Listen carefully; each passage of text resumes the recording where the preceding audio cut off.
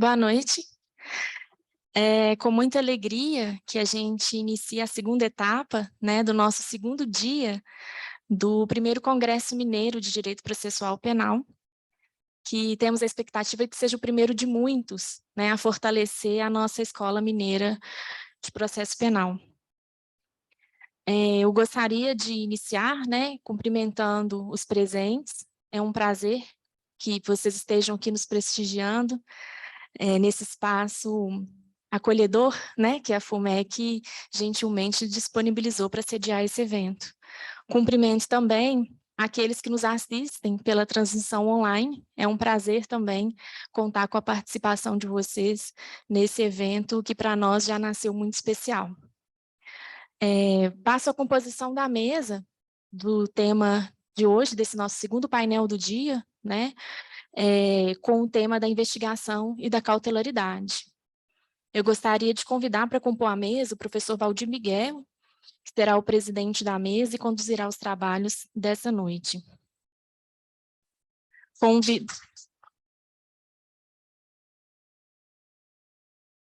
Convido também a compor a mesa o professor Alexandre Fonseca Monteiro de Castro, que será um dos palestrantes dessa noite. A professora Lidiane, também palestrante, né, contará com a sua participação online, lá de Conselheiro Lafayette, então a gente terá a sua transmissão aqui. É um prazer, professora Lidiane, contar com a sua contribuição. Convido também para compor a mesa o professor Dr. Cristiano Álvares Valadares do Lago, que também será um dos nossos palestrantes dessa noite, que nos honra com a sua presença. Convido também o professor Dr. Fábio Pressotti, para que componha também a mesa como nosso debatedor.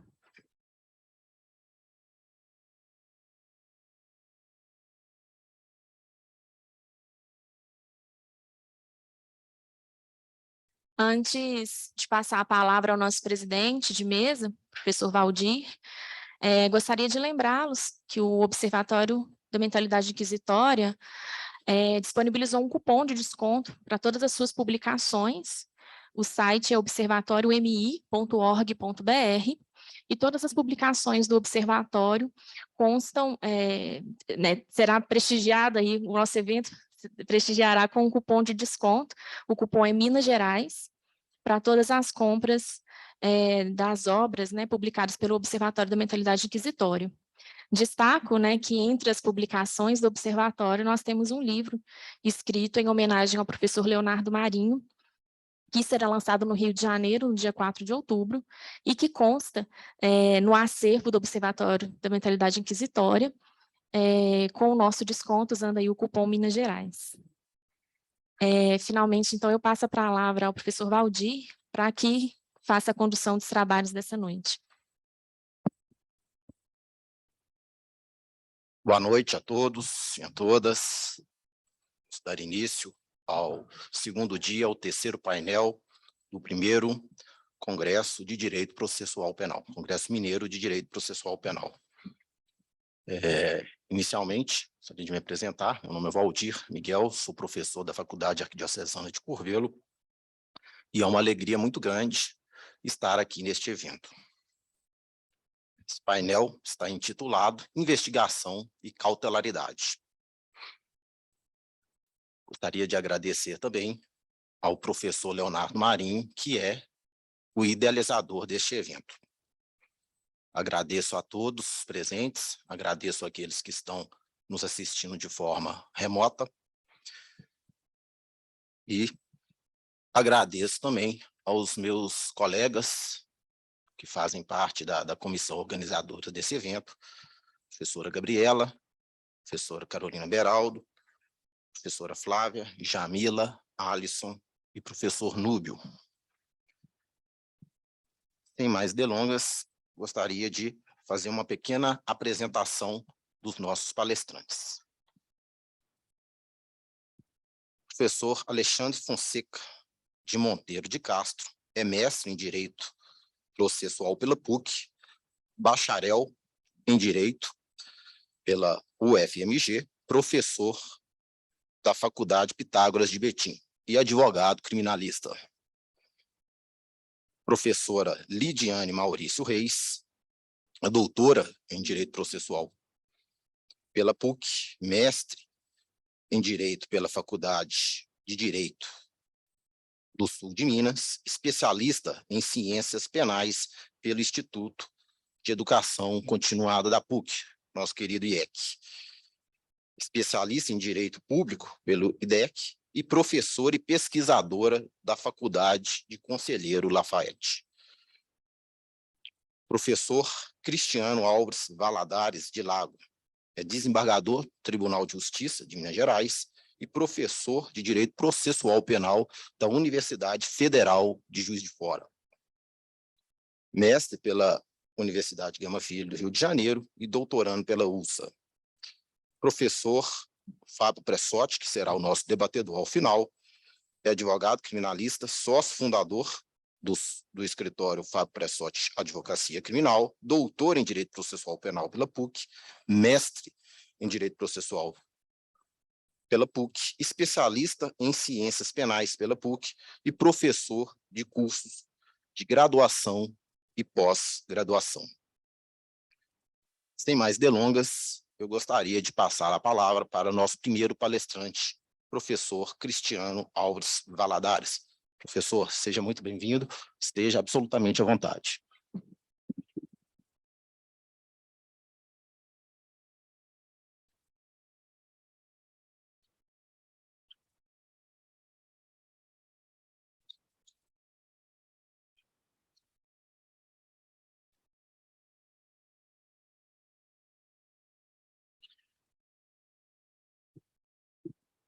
Boa noite a todos. Pedir licença para falar de pé. Professor, falar de pé, né? Andando na sala de aula, enfim. É o nosso costume.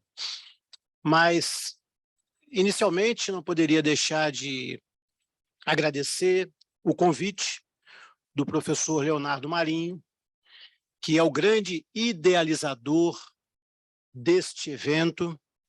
Ele é o nosso presidente da Escola Mineira de Processo Penal e, juntamente com a Gabriela Mendes, que está organizando aqui na FUMEC esses trabalhos, me fizeram o convite e realizaram a organização desse grande evento. É o primeiro Congresso Mineiro de Processo Penal e inaugurando uma fase de grandes congressos anuais, se Deus quiser, chegaremos a muitos congressos. Segundo a Gabriela, faremos congressos regionais, né? Trazendo para falar sobre processo penal professores e convidados. É isso? Oportunidade de nós refletirmos sobre o processo penal. Então, em primeiro lugar, eu agradeço muito a Gabriela, agradeço ao professor Leonardo pelo convite e por essa iniciativa, que é muito importante para todos nós da esfera das ciências penais. Agradecer também ao público, né, nossos professores, nossos alunos, queridos alunos, convidados, nossos amigos, familiares, assessores aqui presentes, né, que servem para brilhantar e valorizar cada vez mais esse evento. Acredito que, com o passar dos anos, teremos eventos que nós teremos que fazer no Mineirinho, né? Ou talvez no Mineirão. Eventos com muitos interessados, porque as ciências criminais, as ciências penais e o processo penal despertam interesse caloroso, né, de muitos que estudam o direito. Então, agradecer a presença do nosso público, principalmente dos nossos alunos, né? Acredito que a grande maioria sejam nossos alunos. Eu sou professor lá da Universidade Federal de Juiz de Fora, e os meus alunos, por exemplo, se não assistirem, vão tomar pau nesse ano. Ninguém passa de ano, não, tem que assistir. Então, acredito que muita gente está assistindo justamente nessa característica de alunos. Muitos profissionais do direito, advogados, mas a grande maioria, de alunos, que é o grande objetivo do nosso congresso, atingir os nossos alunos, né? Difundir junto aos nossos alunos as ideias e as reflexões do processo penal, que é o que mais nos interessa. Ontem eu estive aqui na homenagem ao professor Epaminondas Fulgêncio, uma homenagem que realmente foi feita num momento fundamental, essencial, é o primeiro congresso, uma homenagem muito merecida. Assistimos à palestra do doutor Epaminondas, que foi muito boa, muito interessante, e outras palestras ontem à noite também foram ministradas em homenagem ao professor, que recebeu aqui a homenagem de todos nós que amamos e temos no coração as ciências penais. O professor Epaminondas Fulgêncio, há muitos anos, é professor, foi promotor de justiça, procurador-geral, né, do Ministério Público de Minas Gerais, e ninguém mais do que o professor Epaminondas para merecer essas homenagens. Então, sem maiores delongas, nós viemos aqui para conversar sobre processo penal, que é a nossa paixão, né? A minha esposa costuma reclamar que a gente sai para passear, sai para jantar, sai para conversar, e eu só falo de processo penal. Então, eu acho que é a nossa paixão, não tem jeito. Todos nós que estamos aqui presentes e assistindo a esse evento, somos apaixonados pelo processo penal, por isso que nós estamos aqui. E o tema de hoje é um tema que me é muito caro. Eu sou apaixonado por esse tema, desde o mestrado, o doutorado. Eu sempre estudei investigação preliminar, e por isso é um tema que eu gosto muito de falar, gosto muito de refletir sobre a investigação preliminar e sua cautelaridade, que é inerente à investigação preliminar. Em primeiro lugar, eu queria destacar a vocês que a minha fala, eu vou procurar fazer uma fala um pouco diferente. Vou procurar fazer uma fala não crítica do nosso sistema processual penal brasileiro, muito pelo contrário. Vou tentar destacar os pontos, né, que nós conhecemos, os pontos que nós achamos que são positivos e negativos, mas sem o viés da crítica. Porque, na verdade, eu acredito que nós temos que trazer para os nossos alunos a ideia de encarar o processo penal com uma nova perspectiva, a perspectiva de criatividade. Nós temos que atuar no processo penal com criatividade. O sistema que nós temos está aí. Nós não podemos fugir do sistema que está aí, que está presente. Então, o delegado de polícia, o promotor de justiça, o juiz e o advogado têm que aprender a lidar com esse sistema. Então, não nos cabe aqui ficar apenas criticando o sistema, que tem muitas imperfeições, tem, mas nos cabe aqui, a meu ver, também é o que eu vou procurar contribuir com essa fala, trazer para os nossos alunos e para as pessoas que aqui estão nos ouvindo a ideia de encarar o processo penal que nós temos com criatividade, com dinamismo, com o aproveitamento da realidade que existe. Não adianta a gente ficar aqui só criticando, sem aprender a lidar com esse sistema. O sistema existe há muitos anos, do jeito que está, tem melhorado aos poucos, e nós estamos acostumando a lidar com essa realidade.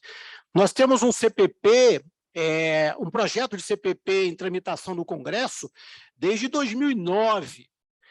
Nós temos aí, então, 13 anos de projeto e nós não sabemos quando vai sair esse novo CPP. Só para vocês terem ideia, ou seja, o Código de Processo Penal italiano é de 1998, ele ficou 25 anos no Congresso deles lá, para ser reformado, para mudar a ideia do Código Rocco na Itália, 25 anos, é muita resistência. No Chile, demoraram 10 anos para fazer a reforma do Código de Processo Penal, que é de 2000, é um código novo, 2000 é novo, demoraram 10 anos. Então, o nosso processo penal tem 13 anos de projeto, a gente não sabe quando vai sair. Então, a gente tem que aprender a trabalhar com o processo penal que nós temos hoje. O Código de Processo Penal de 41, convivendo com uma Constituição acusatória. É isso que a gente tem que aprender a lidar. Então, a minha ideia hoje é fazer uma contextualização do nosso sistema de investigação preliminar, da nossa cautelaridade no sistema de investigação preliminar, para que nós possamos ter uma perspectiva de criatividade e de consciência da postura que nós temos que lidar com a realidade que nós vivemos. Então, nós vamos fazer, em primeiro lugar, uma contextualização. Não vou poder ser muito longo. O problema do professor que começa a falar não para, né? Esse tema, por exemplo, é um tema de 3, 4, 5 aulas, né? E nós vamos ter que falar aqui em meia hora. Então, vou tentar compilar.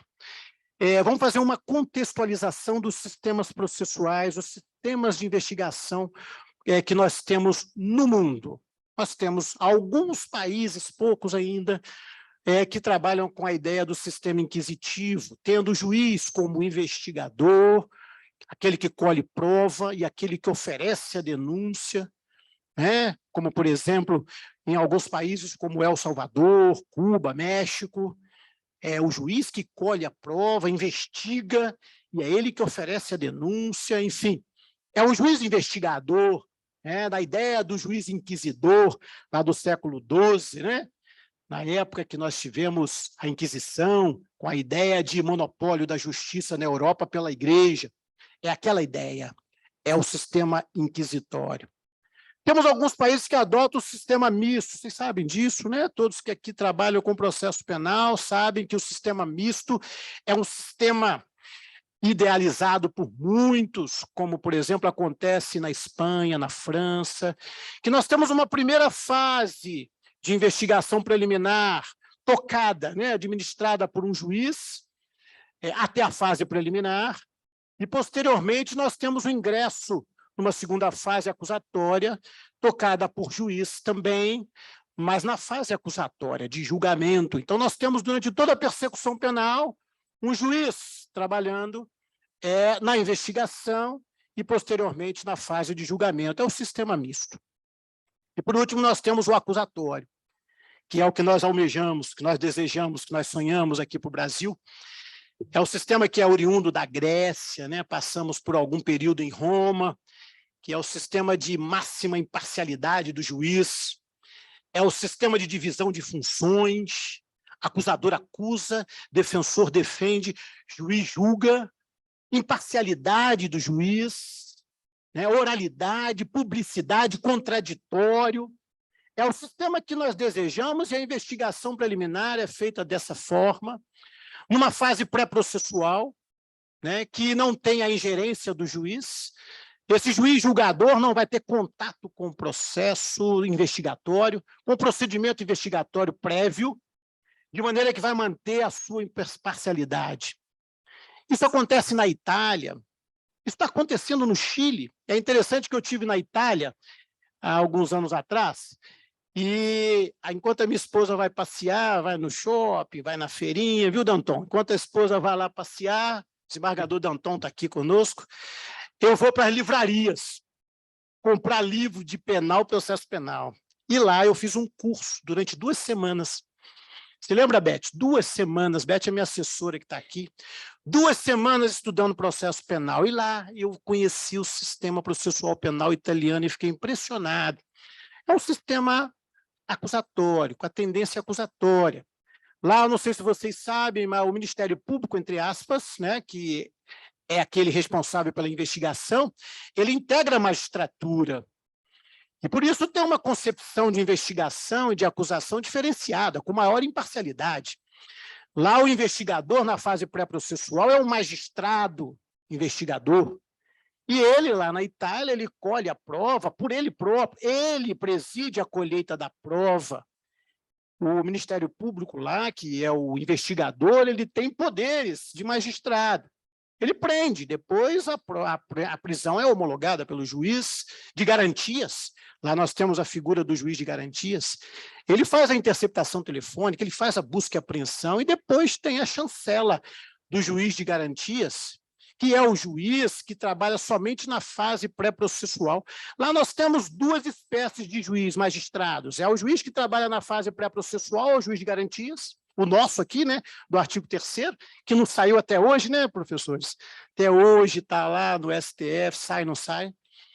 E esse juiz de garantias é responsável por deliberar sobre tudo aquilo que o promotor de justiça, que integra o quadro da magistratura, tudo aquilo que ele precisa a nível de cautelaridade para realizar a investigação preliminar. A busca e apreensão, interceptação telefônica, enfim, né? A quebra de sigilo, tudo isso é pleiteado, quando necessário, junto ao juiz de garantias, que atua na fase pré-processual. Terminada essa fase pré-processual de investigação, realizada por um promotor que integra o quadro da magistratura, nós temos uma audiência preliminar, a indágine preliminar, que leva as provas da acusação e da defesa para o juiz de garantias receber ou não a denúncia. Olha que bacana. E nessa fase pré-processual, essa fase investigatória, nós temos a figura da investigação defensiva, que é o que nós temos que fazer no Brasil. A investigação defensiva, que é regulamentada pela Resolução 188 da OAB de 1998. Interessante a participação da defesa na investigação preliminar. Então, quando o Ministério Público acusador, entre aspas, magistrado acusador, leva suas provas colhidas na fase preliminar para a audiência, a indágine preliminar, a defesa também leva.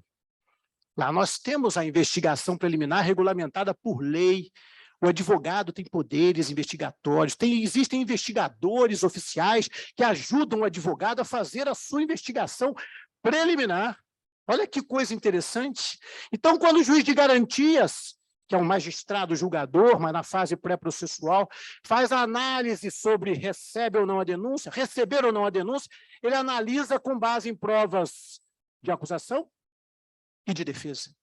Olha que coisa interessante, porque na Itália, o direito de não ser acusado é elevado a um direito fundamental. A pior coisa que tem deve ser acusado, né, Gabriela? Imagina você deitar no travesseiro e saber que tem um processo no fórum te acusando de algum crime, 2, 3, 4, 5 anos. É a guilhotina, né?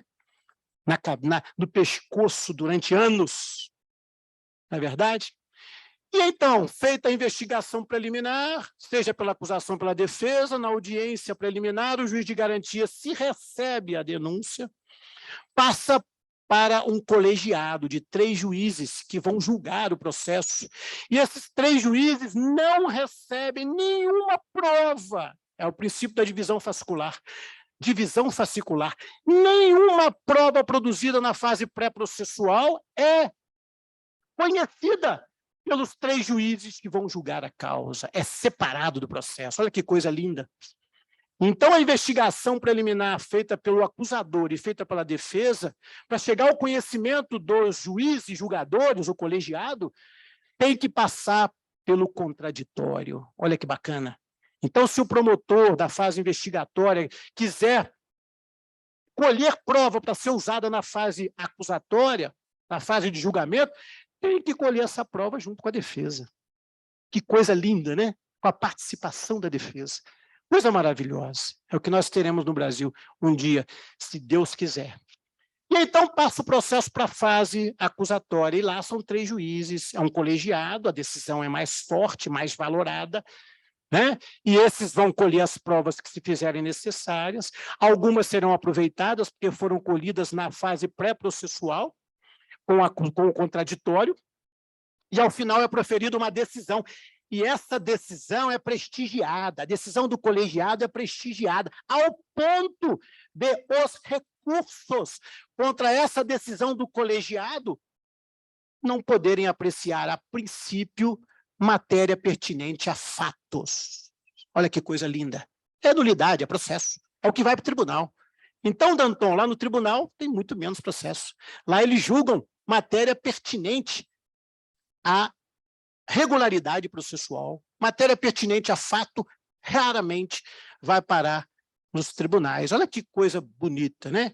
Isso é o que acontece na Itália e é o que está acontecendo no Chile. Eu estive no Chile no mês passado, comprei o Código Penal, comprei o Código de Processo Penal e li a exposição de motivos do Código de Processo Penal no avião, no retorno, e fiquei impressionado como é que o Chile, desde 2000, está fazendo um processo penal muito semelhante ao processo penal da Itália.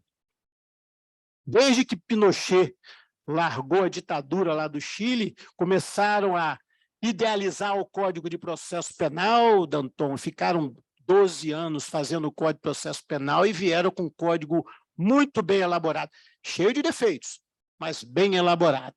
Aqui no Brasil, diante dessa realidade do mundo, nós convivemos, eu escrevi um artigo sobre isso, publicamos em algumas revistas, nós convivemos com um sistema acusatório constitucional, desde a Constituição de 1988, e eu costumo dizer, mitigado pelo sistema processual infraconstitucional.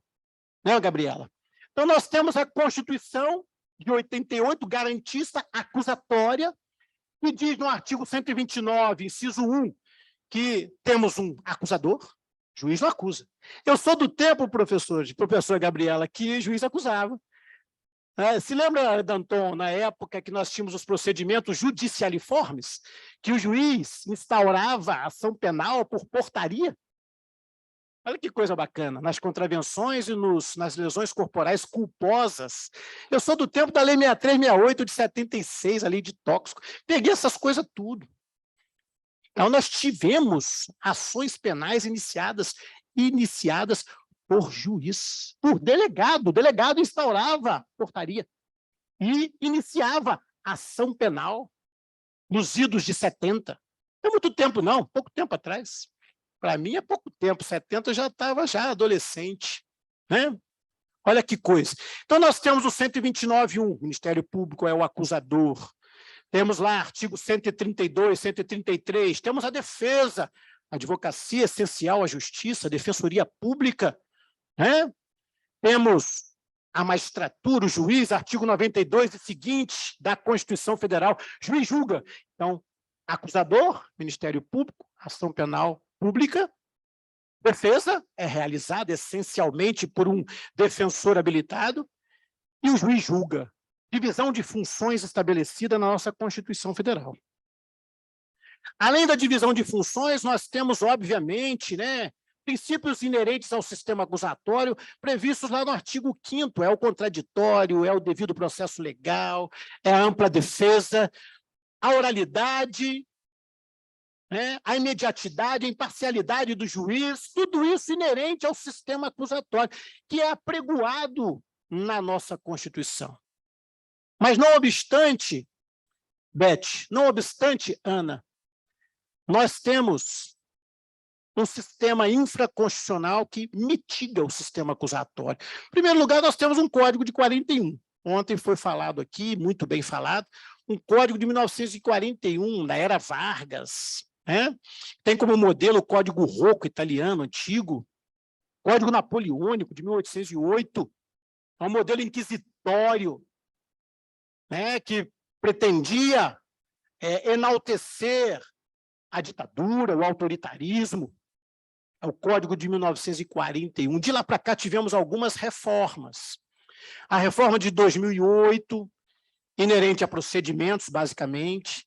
A reforma de 2011, inerente às cautelares, basicamente. E agora o pacote anticrime, que muita gente critica, mas trouxe coisa boa também. Eu prometi que não ia criticar, Não vou criticar.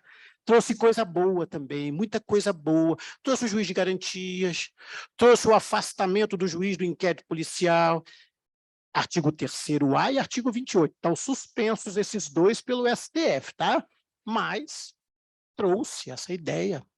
Trouxe um mecanismo de controle de provas muito legal, como a cadeia de custódia, por exemplo, o afastamento do juiz da determinação de colheita de provas, não é verdade? Então, hoje nós temos um sistema melhor, mas ainda com resquícios do sistema inquisitivo, ainda com resquícios.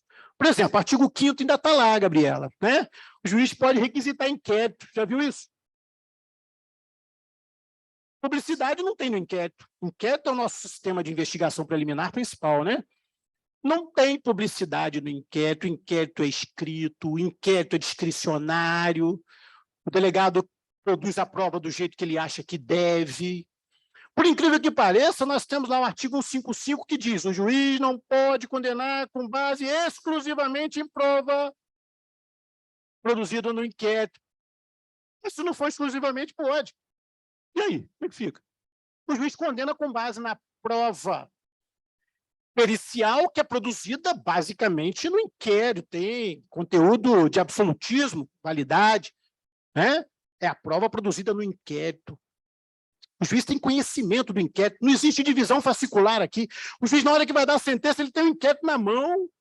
Ainda que ele não mencione o inquérito, ele está com o inquérito na mão, ele vê o inquérito todinho.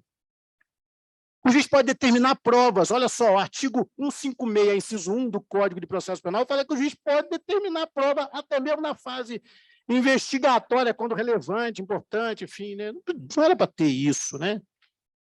O artigo 385, que é muito impugnado por doutrina mais garantista, diz que o juiz pode condenar ainda que o promotor peça absolvição. Quanto a isso, eu tenho lá, né, minhas reservas. O artigo 574 fala sobre o recurso de ofício. Olha que coisa interessante. Quando eu era mais jovem, lá nos idos de 90, eu deixava de recorrer de ofício de sentença absolutória no júri, sentença de absolvição sumária no júri, deixava de recorrer de ofício nos HCs concessivos em primeiro grau, porque eu entendia que era contra a Constituição, isso nos idos de 90. Danton talvez também tenha feito isso, mas aí o STF veio e falou: não, isso aí não é recurso, isso aí é condição de aperfeiçoamento do ato, não é recurso, tem que ter, tem que ter. Caramba, o STF falou, está falado. Tive várias correições parciais naquela época, muitas correições parciais. O pessoal até achava que eu estava fazendo coisa errada. Mas não, porque eu estava deixando de aplicar o recurso de ofício, porque, a meu ver, pelo amor de Deus, é recurso. Então, nós temos muita coisa no Código de Processo Penal que mitiga o sistema acusatório constitucional e de leis infraconstitucionais também. Larissa, você sabia que a interceptação telefônica pode ser determinada de ofício pelo juiz? Artigo 3º. Da Lei 9.296, de 96. STF disse que não pode, né? Mas está na lei. Olha que coisa doida. Então, nós convivemos com o sistema acusatório constitucional mitigado pelo sistema, o sistema processual infraconstitucional. É a realidade que nós temos. As cautelares entram nessa esfera, entram nessa realidade. Temos princípios e regras traçados no artigo 282, que exigem a necessidade, adequação, proporcionalidade para determinar as cautelares, né? Temos lá que as cautelares podem ser determinadas de forma isolada ou cumulativamente, a iniciativa não pode ser do juiz, existe o contraditório nas cautelares, se não for prejudicar a efetividade das cautelares, a rigor tem que dar ciência, né, ao acusado, ao investigado, para que ele possa se manifestar, está lá no artigo 282, são regras e princípios, né? E a prisão é a última das cautelares, cautelares de natureza pessoal. Prisão em flagrante, prisão preventiva, prisão temporária, são as espécies de flagrante que nós temos, a domiciliar, que é substitutiva, né? É a última ratio. Prender é a última das cautelares. De resto, temos lá o artigo 319, com um rol enorme de opções de cautelares que são substitutivas da cautelar de prisão. Em último caso, prende. Tem um rol no 319 enorme. São 7, 8, 9 incisos, né? Coloca o cara em casa, interna o camarada, proíbe o cara de sair de casa, coloca a monitoração eletrônica, por último, prende. Além das cautelares de natureza pessoal, nós temos as cautelares que ofendem direitos fundamentais, sobretudo aqueles do artigo 5º, né? O domicílio, privacidade do domicílio, inciso 11 do artigo 5º, o direito de comunicação telefônica, inciso 12, e aí nós temos normas para que possa ser determinada a quebra desses direitos, né? Temos regras, artigo 240, busca e apreensão, temos lá a lei da interceptação telefônica, que são bem regulamentadas, mas são medidas cautelares, que são, em geral, produzidas na fase de investigação preliminar. Além das cautelares que nós temos de natureza pessoal, temos as cautelares de natureza patrimonial, né?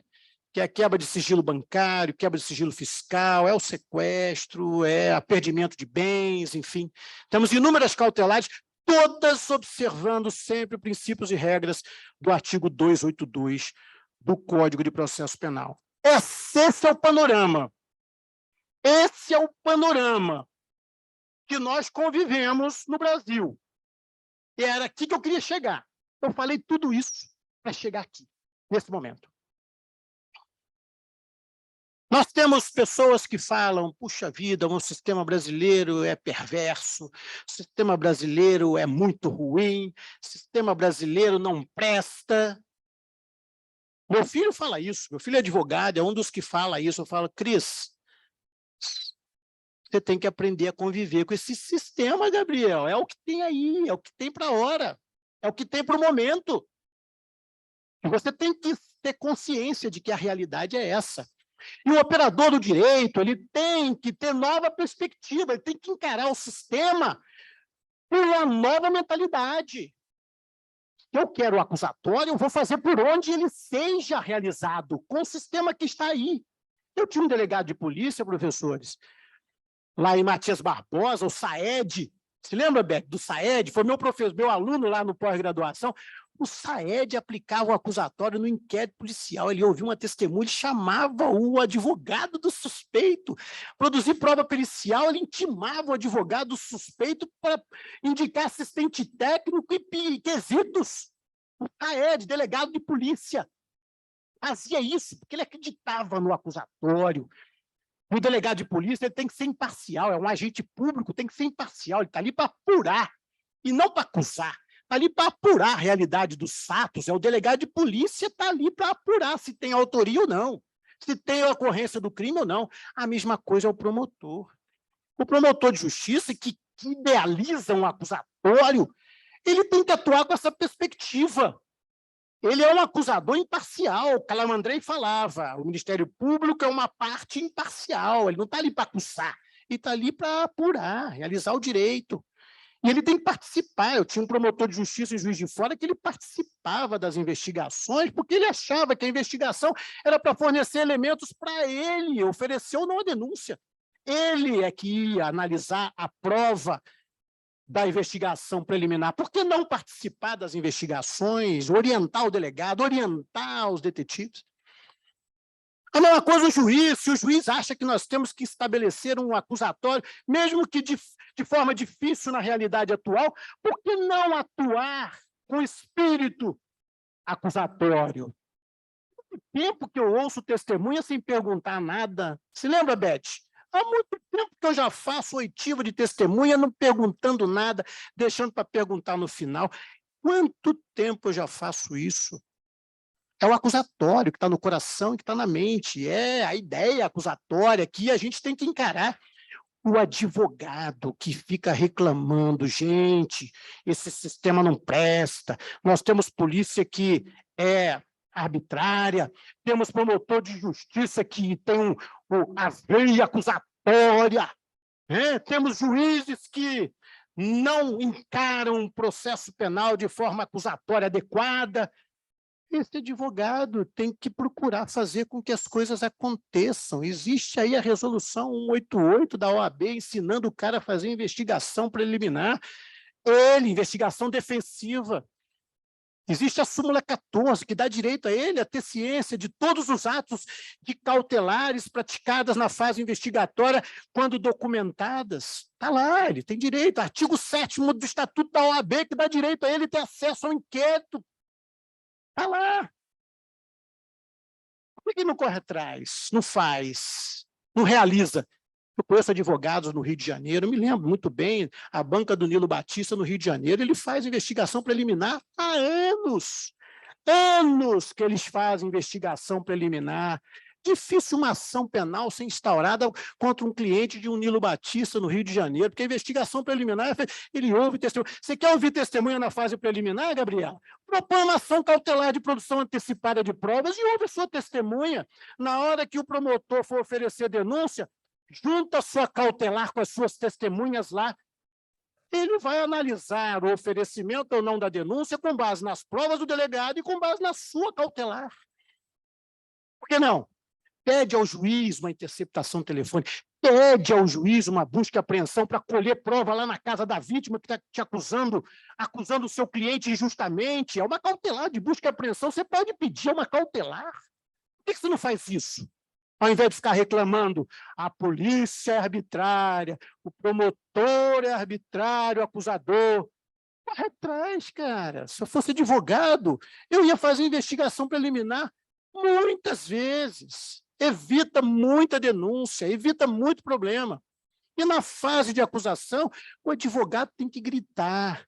Se o juiz faz alguma coisa errada, ele consigna em audiência e depois pleiteia a nulidade. Se por acaso o juiz faz audiência sem o promotor de justiça, consigna a audiência e depois anula o processo. Se você vê uma audiência ser realizada sem juiz, pelo amor de Deus, você vai participar disso? Não vai participar, você é conivente com isso. Se você verifica que um processo foi analisado por um juiz sem ele abrir o CD, você não vai reclamar? Você vai ser conivente com isso. Sem ele abrir o CD da produção de provas, você é conivente se você não faz nada.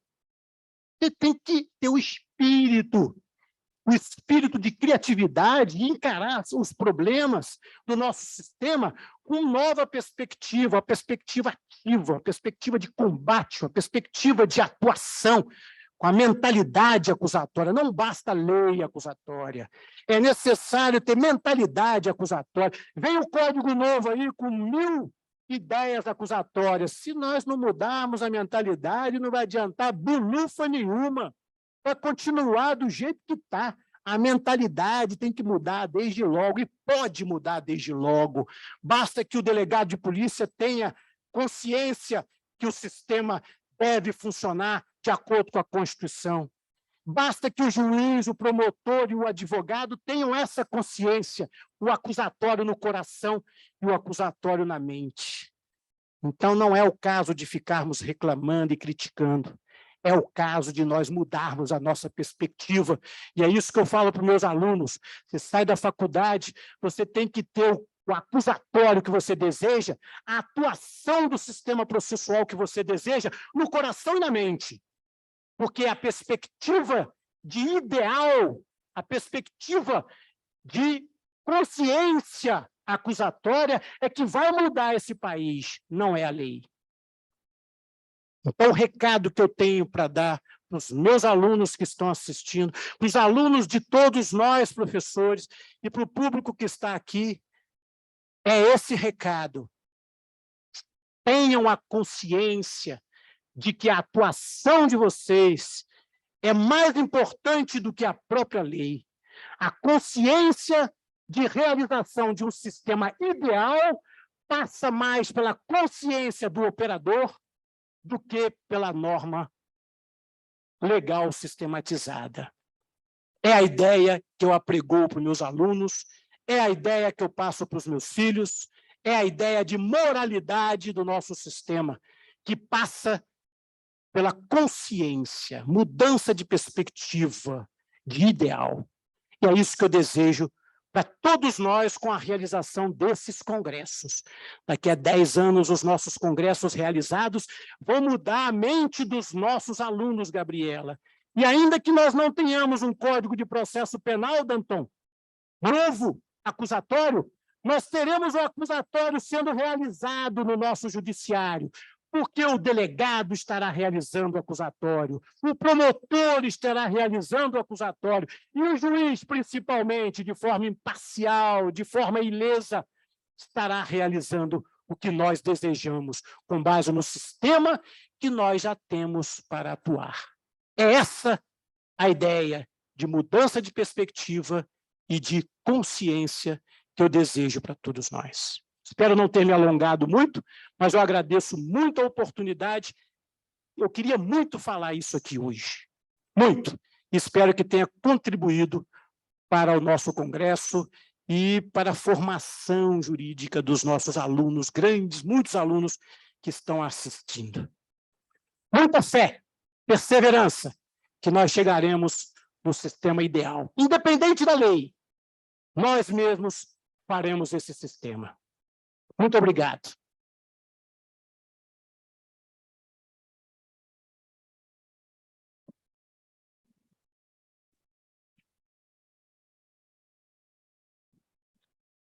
Poxa, professor Cristiano, que fala instigante. Não, super instigante. Eu até estava pensando aqui em fazer algumas colocações, mas eu vou deixar aqui para o nosso colega, debatedor, professor Fábio. Antes de passar a palavra para a professora Lidiane, que será a próxima palestrante, gostaria de colocar aqui, destacar aqui, 2 atos falhos da minha fala inicial. Mandar um abraço para os meus alunos, lá do 4º período de Direito, já me mandaram aqui no WhatsApp, né, que eu não mandei nenhum abraço para eles. Estão assistindo, estão assistindo a gente lá no auditório da Faculdade Arquidiocesana de Curvelo. Então, meus queridos alunos, olhando para a câmera, um abraço. E o segundo, mandar aqui um abraço e agradecer os meus amigos, os meus colegas, companheiros da Faculdade Arquidiocesana, que estão aqui nos prestigiando, professor Américo Braga Júnior, professor Felipe César Lopes. Posto isso, gostaria já, sem mais delongas, passar a palavra para a nossa próxima palestrante, professora Lidiane, que proferirá a sua palestra de forma virtual. Professora Lidiane, esteja à vontade. Boa noite a todos. Estão me ouvindo bem? Professora Lidiane, Sim. me ouve? Está mudo. Estou ouvindo. Aí. Não consigo te ouvir. Não consigo te ouvir. Está me ouvindo, professor? Boa noite. Aqui? Professor, está me ouvindo? Só um minutinho que a gente vai olhar aqui. Parece que é aqui mesmo. Só um minutinho, professora. Ok, professor Valdir, ótimo.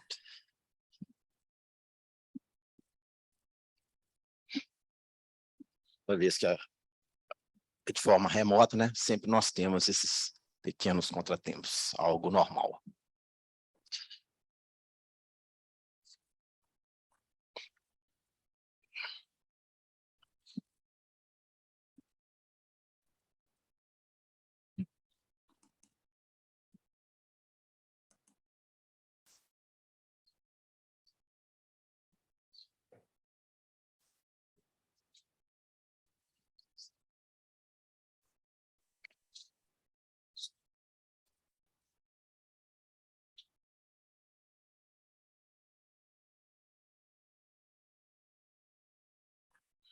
Professor Valdir?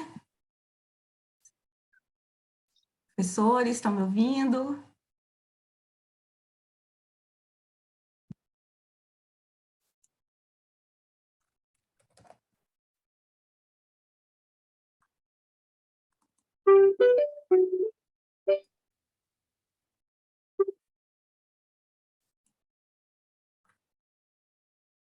Estão me ouvindo? Boa noite.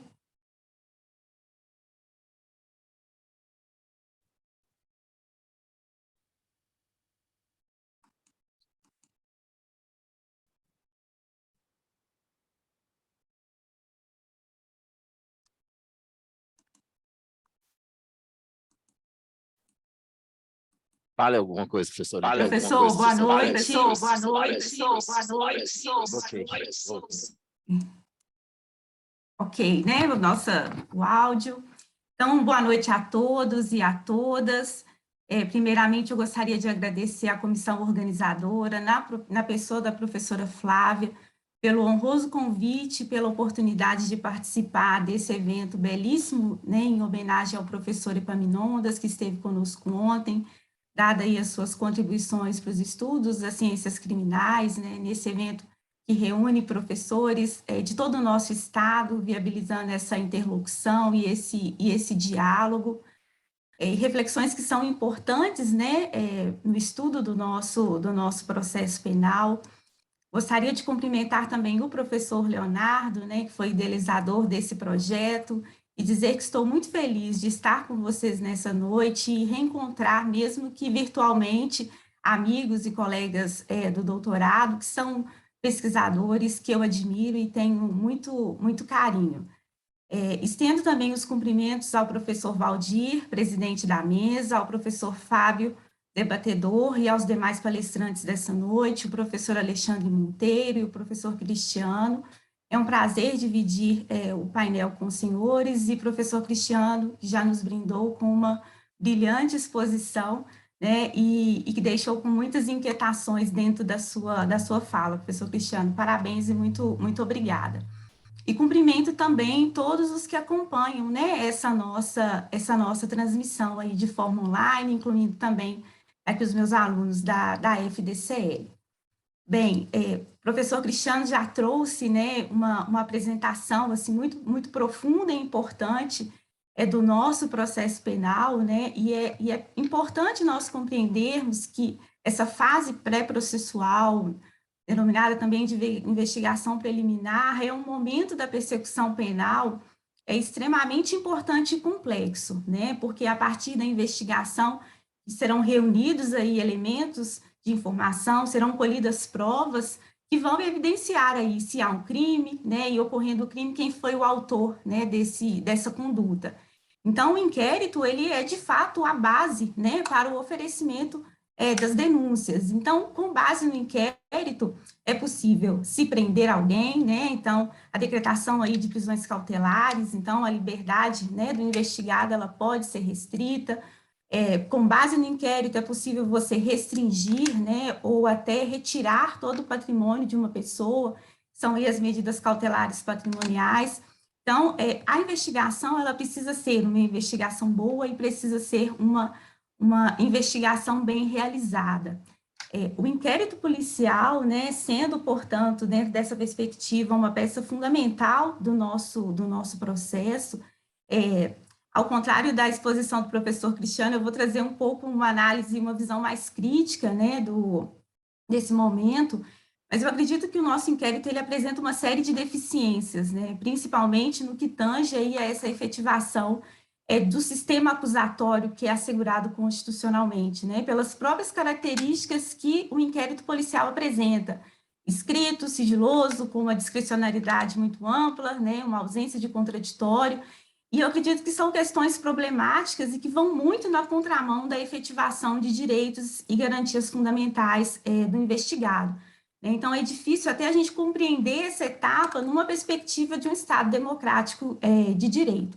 Então, partindo dessas inquietações, né, o tema da minha pesquisa do doutorado foi o estudo da delação premiada, com uma proposta de analisar esse instituto, né, principalmente nessa fase da investigação, que passou aí a ser visto como um instrumento, como uma fonte indispensável, né, no combate da criminalidade organizada, principalmente aí no início da década de 90, norteado por esse discurso, né, da eficiência numa perspectiva neoliberal.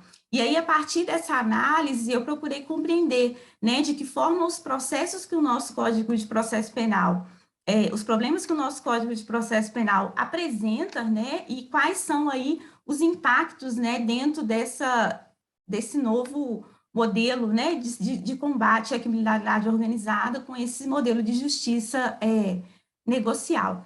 Então, o primeiro ponto, quando eu comecei o estudo, era tentar compreender qual que foi essa origem da delação premiada, né? E aí eu fiz uma análise a partir das ordenações filipinas, né? E identifiquei que esse benefício, né, de se conceder uma isenção da pena ou própria redução da pena a investigados, não é algo, né, daqueles que colaboram, seja com esclarecimento de um fato criminoso, seja com a identificação, né, de autores, não é uma previsão assim inovadora, né? Pelo contrário, é uma previsão que remonta a séculos. Lá nas ordenações filipinas, específico, no livro 5º, já havia essa previsão, né, de você, não com o nome de delação, né, mas com a denominação de você conceder um tratamento diferenciado, né, a um delator, a alguém que desse outro ali a prisão, né? Então, é um instituto que vem, né, para o nosso sistema, já regulamentado na Lei 12.850 de 2013, né, de uma forma genérica, mas que não corresponde aí a uma nova forma de combate à criminalidade moderna. Pelo contrário, né, nós estamos reproduzindo com muitas similaridades regras que foram previstas na legislação lá do século XII, né, e eu cheguei a essa conclusão porque eu fiz a análise dos 11 volumes dos autos da Devassa, né, e identifiquei diversas similaridades e problemas que são enfrentados, né, e que são hoje muito evidentes na aplicação, né, do modelo de justiça negocial no nosso ordenamento. Então, essa reprodução, né, com essas similaridades, ela demonstra, evidencia muito dessa estrutura acusatória, né, que a nossa legislação processual penal apresenta, que mesmo com a Constituição de 88, que vai prever aí a efetivação de um sistema acusatório, reconhecendo garantias processuais aos acusados, não só na fase, né, na segunda fase da persecução penal, mas também na primeira fase, né, na fase pré-processual, mas que em muitos momentos, né, eu acho que muitas vezes por problemas até mesmo estruturais do nosso sistema, né, defensorias que não, a defensoria pública em muitas comarcas não tem, né, então você tem uma falha aí do Estado, né, nessa de trabalhar e trazer, de fato, o advogado, a defesa, né, de forma importante que ela deve ter no processo penal. Então, a delação premiada, dentro desse contexto, a partir da década de 90, ela é muito vinculada a um discurso de eficiência e celeridade, né? Então, ela passa a ser destacada por muitos, e principalmente, né, pelo judiciário, como um instituto aí que vai ser virtuoso, um componente essencial, né, para o funcionamento da justiça criminal brasileira, que visa aí, né, com essa finalidade de se esclarecer fatos e punir envolvidos. E assim, a partir, né, da pesquisa e do estudo que eu fiz, isso é um grande erro, né, porque quando você fortalece a aplicação do Instituto, né, principalmente dessa natureza, nós estamos reconhecendo mesmo a falência do Estado na investigação criminal, né.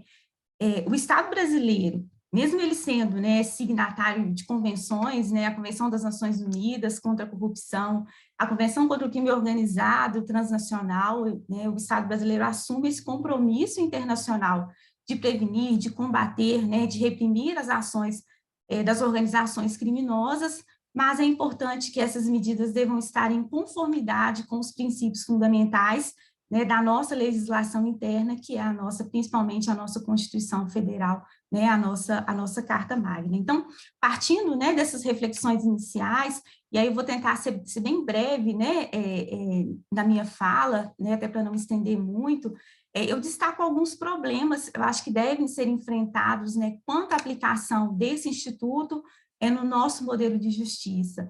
Né? Então, aqui o primeiro, a prisão processual, ela não pode ser utilizada como um instrumento para a confissão ou para se forçar aí a celebração de um acordo de delação. Né? É indispensável analisar em que medida, e compreender também em que medida uma ameaça ou uma completa restrição da liberdade, bem como uma restrição ao patrimônio, né, do próprio delator, vai afetar a sua manifestação de vontade, né? E aí criar um ambiente propício para reforçar, né, forçar a celebração de um acordo de delação premiada. A decretação da prisão preventiva, ela não pode ocorrer por meio de argumentações genéricas e suposições, né, a partir da fala do delator.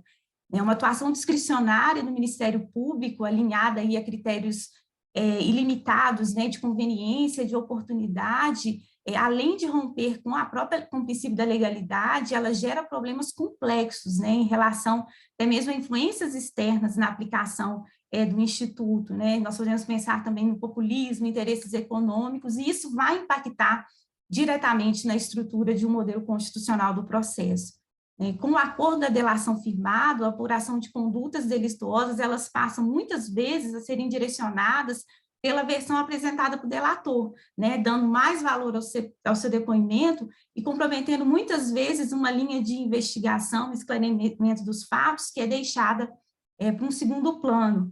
Né? Um outro ponto e problema que eu destaco é a exigência do sigilo, né, até o recebimento da denúncia, como uma das principais marcas dos acordos de delação, né, o que vai violar aí a publicidade, que deveria ser a regra, né, no nosso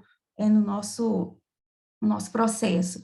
Então, a partir, né, muitas vezes de acordos, nós vamos ter prorrogações intermináveis de interceptação telefônica, valoração de provas ilícitas, muitas vezes cláusulas genéricas, né, em que uma colaboração não só do Ministério Público, mas também de outros órgãos e autoridades, que vão muitas vezes a partir, né, de quebra de sigilo bancário, fiscal, não só de quem delata, mas também de terceiros, né, de delatados que nem participam, né, daquele momento, tem aí, né, os seus direitos também violados, e o que deveria ser a regra, né, essa quebra de sigilos passa a ser, o que deveria ser exceção passa, infelizmente, a ser as regras, né.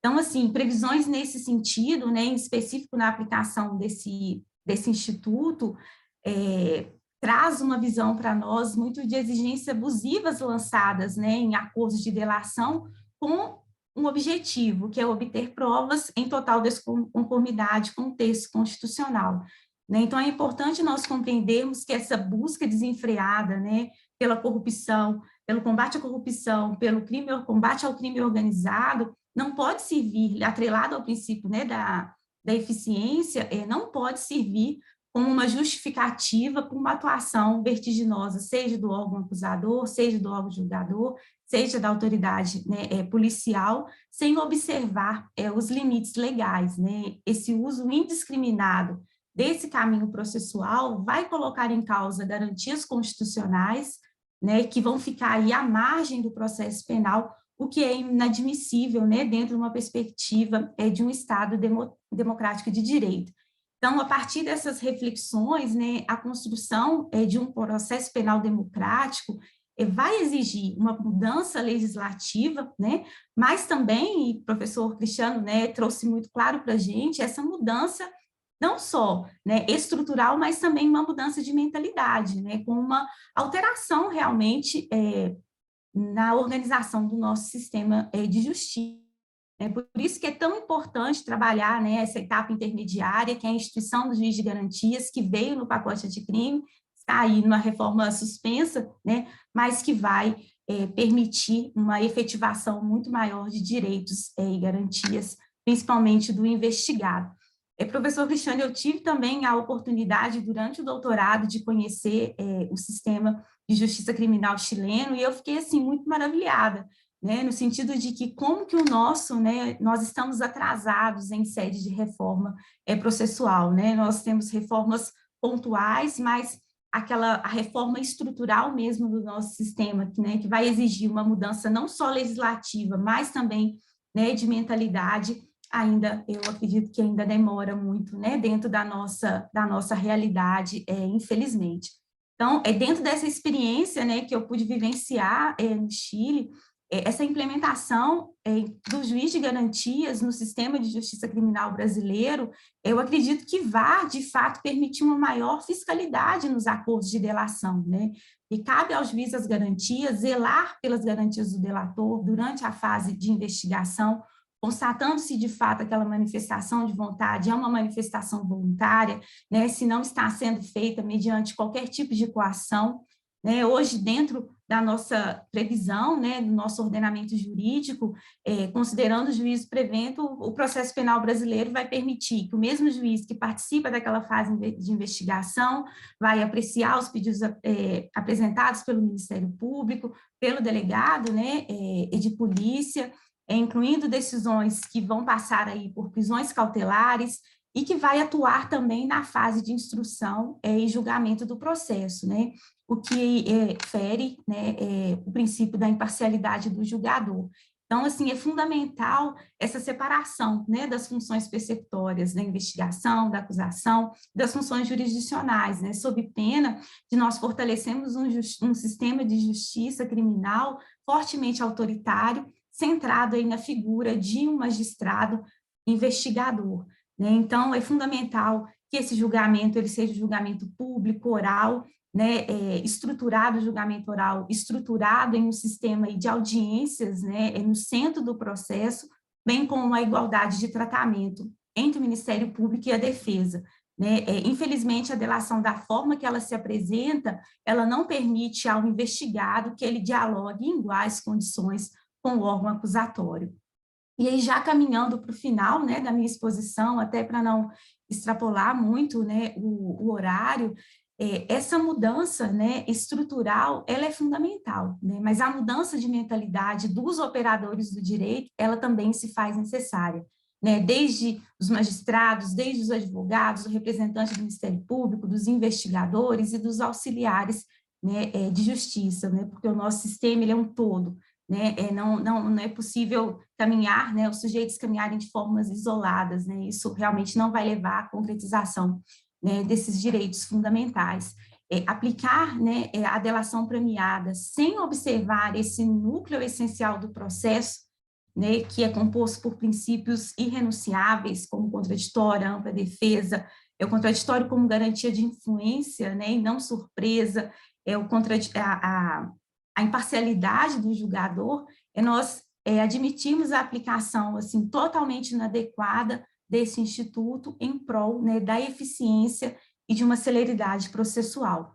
Então, para concretizar um processo penal democrático, né, o que nós precisamos é fortalecer as garantias processuais e não enfraquecê-las, né? E essa, eu acho que é o maior desafio, né, dos processualistas, dos operadores do direito atualmente. Então, eu vou encerrar minha fala, quero agradecer mais uma vez os organizadores do evento e agradecer também pela atenção de todos.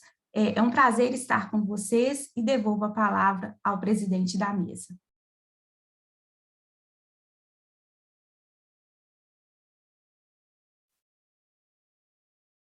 Eu agradeço em nome da mesa, em nome da palestra da professora Lidiane. Gostaria de justificar aqui a saída do professor Cristiano. Ele disse que amanhã cedo ele leciona na Universidade Federal de Juiz de Fora. Juiz de Fora, né, tem uma distância considerável de Belo Horizonte, então está mais que justificado. Passo a palavra para o nosso próximo palestrante, professor Alexandre. Professor Alexandre, fique à vontade.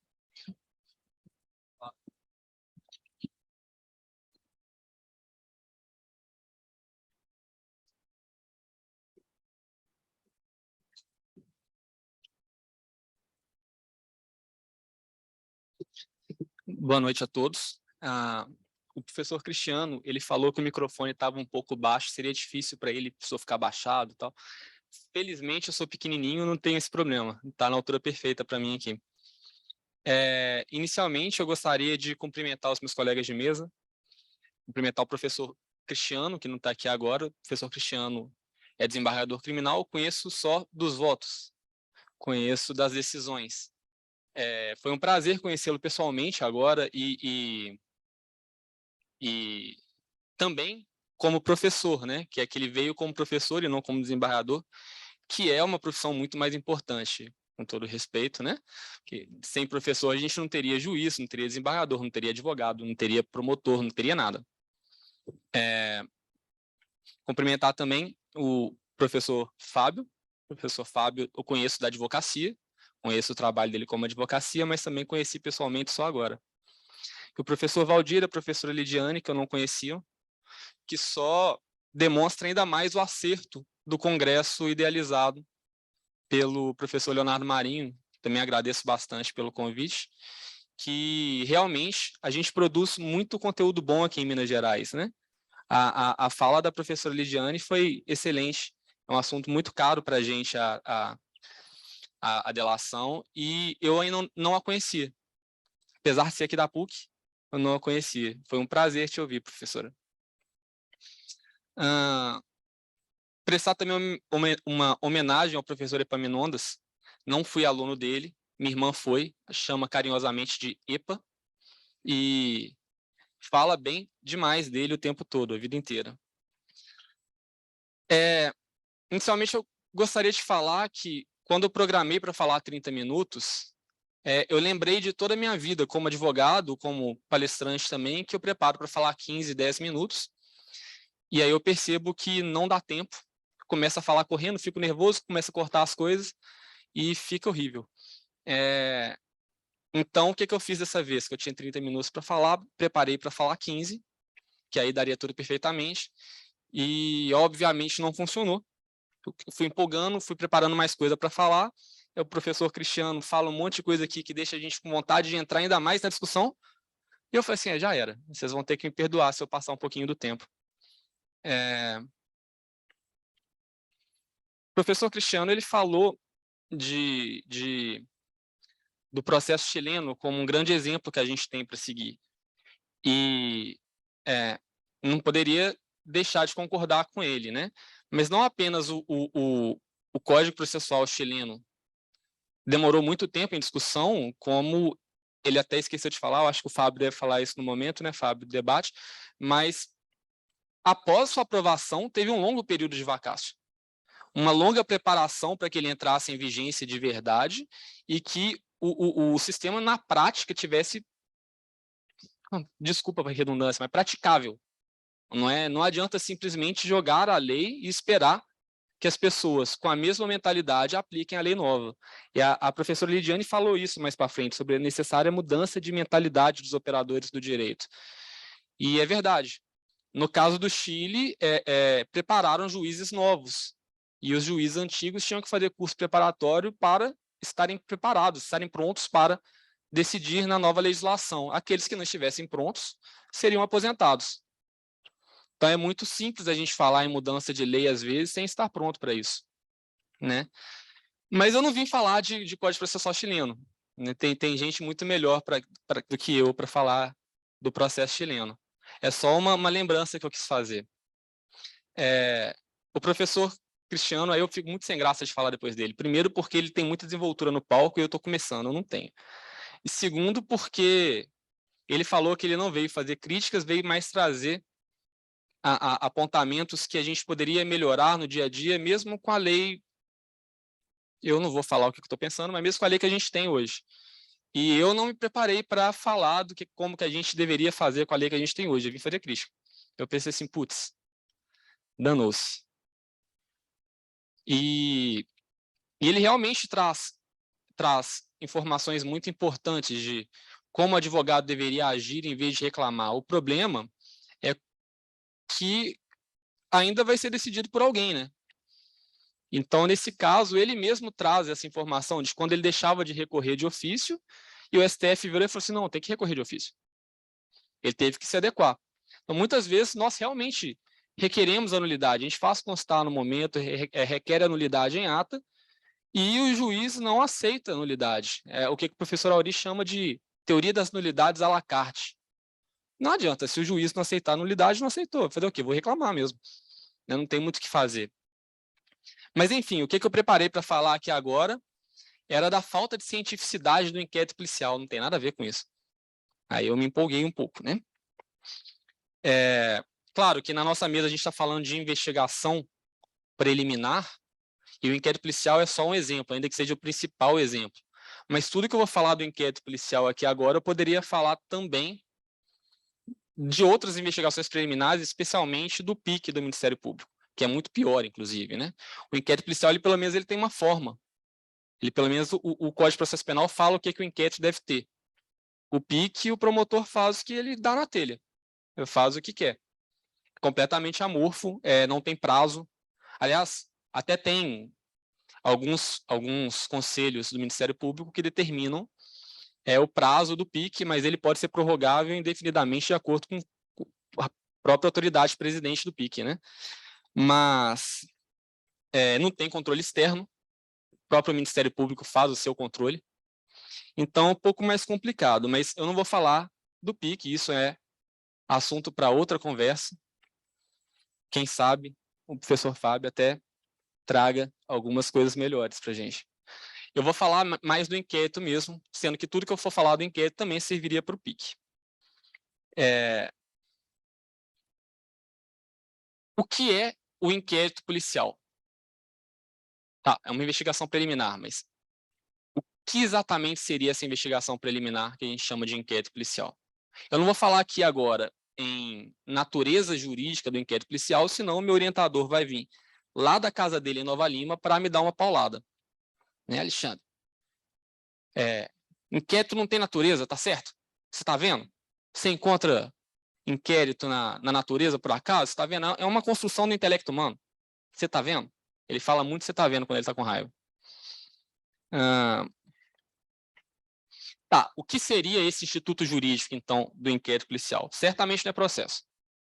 A Constituição fala que aos litigantes seria assegurado o contraditório e ampla defesa no processo, né? A gente não tem contraditório nem ampla defesa no inquérito, então não é processo. Isso aqui já está bem certo. Ninguém vai dizer que é processo. O que a maior parte dos autores falam é que é procedimento. E seria um procedimento aqui agora sem contraditório.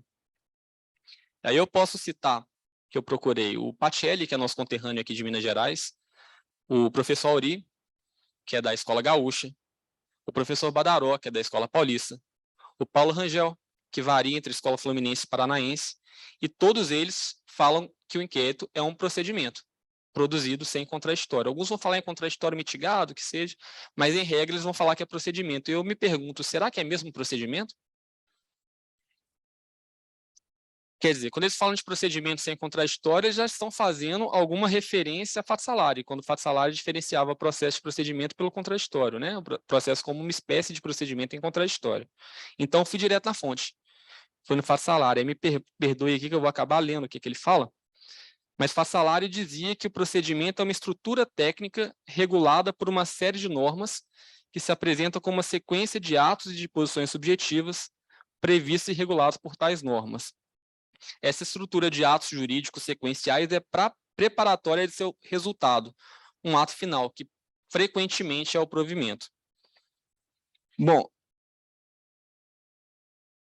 tendo atos jurídicos sequenciais, né, o ato subsequente ele depende da validade do ato antecedente. Isso existe no inquérito? Não existe no inquérito. Não tem uma sequência de atos no inquérito. O ato subsequente não tem sua validade como pressuposto do ato, não tem a validade do ato antecedente como pressuposto. Isso não existe. Também, é por isso, inclusive, que não existe preclusão no inquérito, né? Também não tem provimento no inquérito. Simplesmente o inquérito termina quando o Ministério Público diz que está pronto o suficiente para oferecer denúncia. Se o Ministério Público não diz isso, não termina. Então, resumindo, a gente não pode chamar o inquérito de procedimento. Isso está cientificamente errado. Afinal de contas, o que é inquérito, então? Eu não sei, eu tentei resolver essa minha dissertação e falhei miseravelmente, mas eu acabo pegando um conceito do professor Marcos Vinícius, nosso amigo da PUC, doutorando da professora Flaviane, né, Ulisses? Amigo, o Marcos Vinícius, ele se baseia aqui em Foucault para falar que o inquérito ele é uma forma de saber na qual o poder é exercido, permitindo um controle de enunciação da verdade. Isso fica um pouco melhor para mim, certamente não procedimento. É só uma forma de controlar a enunciação da verdade. O poder do Estado para controlar a enunciação da verdade. Mas o que mais chama atenção mesmo do inquérito, quando eu falo de falta de cientificidade dele, não é nem essa dificuldade de definir se ele é um procedimento ou não. Mas é que ele não tem contraditório. Aqui realmente eu estou falando o óbvio, né? O óbvio às vezes precisa ser dito, mas vão falar o óbvio mesmo assim. Uma rápida explanação, quando eu falo que não tem contraditório no inquérito, é que eu estou falando que não tem contraditório porque eu não posso falar em contraditório mitigado, não posso falar em contraditório atrasado, não posso falar em contraditório deformado, contraditório qualquer outra coisa que se vier depois. Contraditório eu tenho ou não tem. Se você for pegar com os marcos teóricos de fato salário e do modelo constitucional do processo, o contraditório seria a possibilidade dos interessados participarem da construção do provimento. Não, ou você participa ou você não participa. Ou você constrói o provimento junto ou não. Não tem um meio termo, não tem um contraditório mais ou menos. E segundo a perspectiva que eu me filio, já um pouco diferente, o contraditório seria a possibilidade de fazer a crítica ali. Ou você faz a crítica ou você não faz. Você também não faz mais ou menos uma crítica. Né? Então não tem como falar que tem mais ou menos contraditório no inquérito. Ou tem ou não tem. E no caso, não tem. É simples assim. E foi feito para não ter mesmo, tudo bem. A gente está acostumado com isso.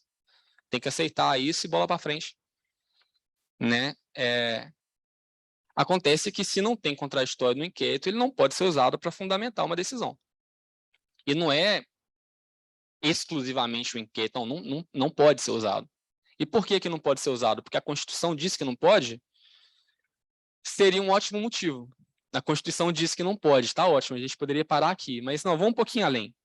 O que acontece no procedimento penal, afinal? A gente tem uma hipótese acusatória e uma hipótese defensiva. Ao você analisar as duas, se há elemento suficiente para corroborar a hipótese acusatória, vai condenar. Se não há elemento suficiente, você absolve. E pensando em hipóteses, pensando cientificamente em hipóteses, você não vai poder falar nunca que algo está provado. E aí a gente tem um problema seríssimo, né? Porque se algo não está provado, você tem que absolver. Mas vamos lá, você não pode provar nunca, não pode dizer nunca que uma hipótese está provada. E aqui eu vou ter que repetir o que o professor Vinícius falaria se estivesse no meu lugar, só que ele falaria de uma forma muito mais brilhante. Mas se eu soltar a caneta aqui agora, eu não posso afirmar que ela vai cair. Eu até acho que ela vai cair. Mas eu acho que ela vai cair porque estou baseado numa teoria super resistente, porque todas as vezes que alguém soltou uma caneta, ela caiu. Mas a partir disso eu não posso afirmar que no futuro ela vai continuar caindo. Vocês conseguem compreender isso? É bem simples até, né? Só que ela tem 500 anos de resistência, ela está sendo exposta para a crítica todos os dias há 500 anos e ela continua caindo. A caneta continua caindo, ela é bem forte, essa teoria. Tanto que a gente chama de lei, né? A gravidade. E por que a gente adota a gravidade como uma lei? É porque, comparada com qualquer outra teoria que explicasse a atração dos corpos, nenhuma foi tão resistente, nenhuma explica tão bem esse fenômeno. Então, a hipótese de que a caneta vai cair porque ela é atraída por um corpo maior, com mais massa, com mais densidade, essa hipótese ela é muito forte, ela é muito corroborada e até então não foi falseada. Mas poderia ser. A mecânica de Newton, que é mais ou menos da mesma época, também durou 400 anos. Até ser provada falsa. Porque a gente não pode provar que a caneta vai cair, a gente não pode provar que a gravidade é verdadeira, mas se ela for falseada, ela pode ser provada como falsa. Pois bem, diante disso, eu posso afirmar aí de novo, eu vou repetir aí não só o professor Vinícius, mas também o professor Rosemiro, e aí David Miller e Popper, porque não tem jeito de se falar do professor Rosemiro sem falar de Popper. Mas eles falam que toda decisão é tomada no mais absoluto estado de incerteza. É isso, Gabi? Toda decisão, toda. As nossas decisões no dia a dia e as nossas decisões judiciais. Todas. Ah, mas Alexandre, eu tenho certeza disso. Não, só idiotas têm certeza. Eu tenho certeza disso. É uma frase do professor Girafales, mas se aplicaria aqui nesse caso. E se toda decisão é tomada num estado de certeza, o máximo que a gente pode fazer para melhorar isso é reduzir essas incertezas. E para reduzir as incertezas, a gente precisa de teorias resistentes. A gente precisa de hipóteses que podem ser falseadas e que podem ser provadas falsas. Se você não pode provar que uma hipótese é falsa, ela não é uma teoria, ela é uma crença. E aí não tem jeito. Você vai condenar alguém porque você crê que ele é culpado. E ponto. Não tem cientificidade nenhuma disso. Então, trazendo isso para o processo, a gente tem que a hipótese acusatória ela tem que ser falseável. Você tem que ter o direito de provar que ela é falsa. Se você provou que ela é falsa, ótimo, está absolvido. Né? Se essa hipótese acusatória for resistindo, aí é até possível a condenação com uma redução dessa certeza que você teria no momento da decisão. O problema é quando essa hipótese acusatória ela vai se fundamentar em elementos de inquérito. Porque os elementos de inquérito eles não são submetidos à falsidade. Porque ele não tem o contraditório. A função do contraditório ali era essa. Você falsear aqueles elementos. Você não pode falsear elementos de inquérito. Você não tem contraditório no inquérito. Você não tem nem essa oportunidade. E por mais bem intencionado que seja o delegado, você não vai falsear uma interceptação telefônica. Pode tirar o cavalinho da chuva, né? Vai ter elementos que eles vão esconder de você de qualquer forma. Vai apresentar só depois. Por mais bem intencionado que seja o juiz, o desembargador, a partir do momento que a decisão dele se fundamentar no inquérito, ele tirou sua oportunidade de se defender. Então, é essa crítica que eu acabo fazendo. Por que, afinal de contas, o inquérito não pode fundamentar uma decisão judicial? Não, não é só porque a Constituição fala que não pode. A Constituição fala que não pode, de fato. Mas é porque não tem cientificidade alguma naquele elemento, não tem direito de defesa nenhum naquilo. E aí a gente não pode falar em democracia. Você pode até bater o pé, reclamar, xingar, chorar, no final a decisão vai ser do juiz, né? Então, sim, a gente precisa reclamar.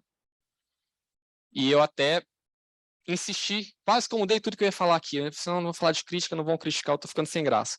Mas é função da academia também mudar as leis. Então, acho que um congresso desse, com tantos professores tão bons de tantos lugares, participando até de via remota, felizmente facilitando, a gente tem que trabalhar com algo que possa mudar o sistema, porque senão nós vamos bater o pé aqui e no final das contas a gente vai ter uma teoria de nulidade à la carte para a autoridade determinar quando vai anular algo ou não, de acordo com a conveniência dela. Dela, que eu quero dizer, a conveniência da acusação, na verdade, infelizmente. Enfim, eu tinha outras coisas preparadas para falar, mas eu acabei me embolando e perdi um pouco. Terminei aqui agora. Passa a palavra de volta para o professor Valdir.